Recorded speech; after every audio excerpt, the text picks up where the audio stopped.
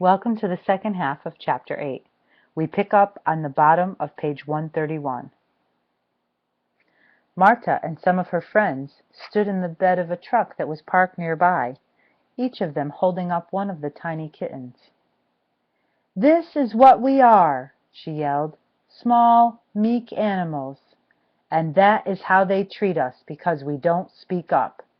If we don't ask for what is rightfully ours, we'll never get it. Is this how we want to live?" She held the kitten by the back of the neck, waving it high in the air. It hung limp in front of the crowd. "With no decent home and at the mercy of those bigger than us, richer than us." Isabel trembled, her eyes in a panic. Will she drop it? A man called out, "Maybe all that cat wants to do is feed its family. Maybe it doesn't care what all the other cats are doing." "Señor, does it not bother you that some of your compadres live better than others?" yelled one of Marta's friends. "We are going to strike in 2 weeks, at the peak of the cotton, for higher wages and better housing."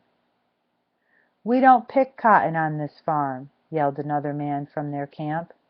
"What does it matter," yelled Marta, "if we all stop working, if all the Mexicans are juntos, together?" She made a fist and held it in the air. "Then maybe it will help us all." He yelled back, "That is a chance we cannot take. We just want to work. That is why we came here.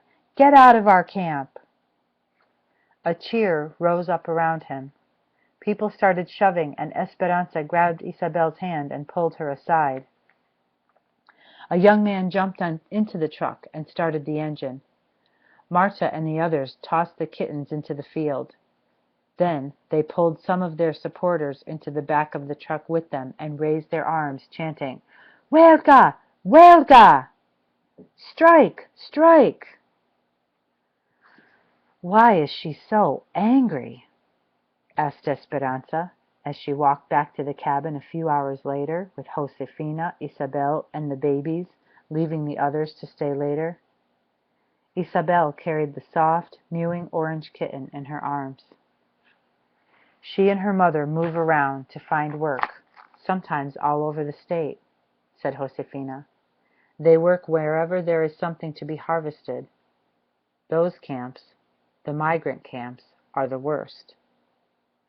"Like when we were in El Centro?" said Isabel. "Worse," said Josefina. "Our camp is a company camp, and people who work here don't leave. Some live here for many years. That is why we came to this country, to work, to take care of our families, to become citizens. We are lucky because our camp is better than most. There are many of us who don't want to get involved in a strike because we can't afford to lose our jobs, and we are accustomed to how things are in our little community." "They want to strike for better houses?" asked Esperanza. "That and more money for those who pick cotton," said Josefina. "They only get 7 cents a pound for picking cotton. They want 10 cents a pound. It seems like such a small price to pay, but in the past the growers said no. And now more people are coming to the valley to look for work, especially from places like Oklahoma, where there is little work, little rain, and little hope. If the Mexicans strike, the big farms will simply hire others. Then what would we do?" Esperanza wondered what would happen if Mama did not have a job. Would they have to go back to Mexico? Josefina put the babies to bed. Then she kissed Isabel and Esperanza on their foreheads and sent them next door. Isabel and Esperanza lay in their beds listening to the music and the bursts of laughter in the background. The kitten, after drinking a bowl of milk, curled up in Isabel's arms.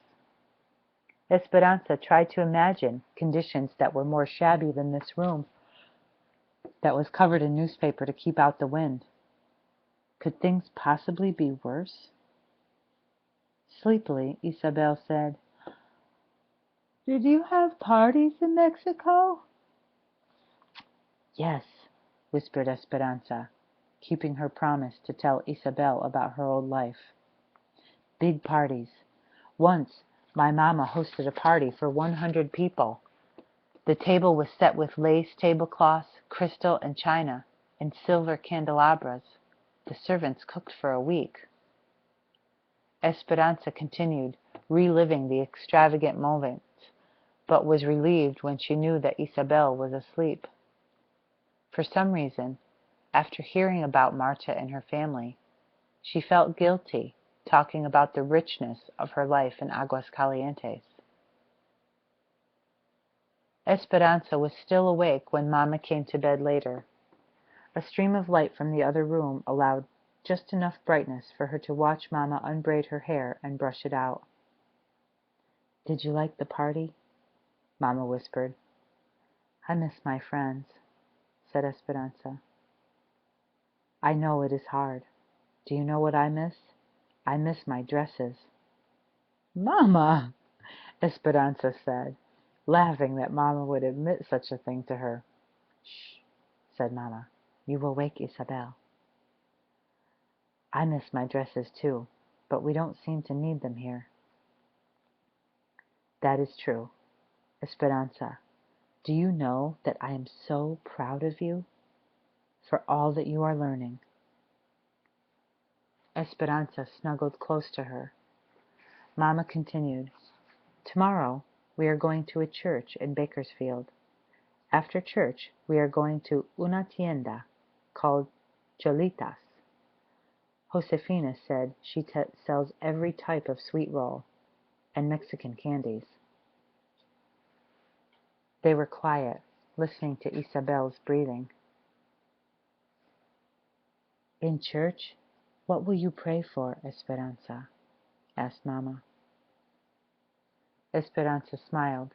She and Mama had done this many times before they went to sleep. "I will light a candle for Papa's memory," she said. "I will pray that Miguel will find a job at the railroad. I will ask Our Lady to help me take care of Lupe and Pepe while Isabel is at school. And I will pray for some white coconut candy with a red stripe on top." Mama laughed softly. "But most of all, I will pray that Abuelita will get well, and that she will be able to get her money from Tio Luis's bank, and that she will come soon."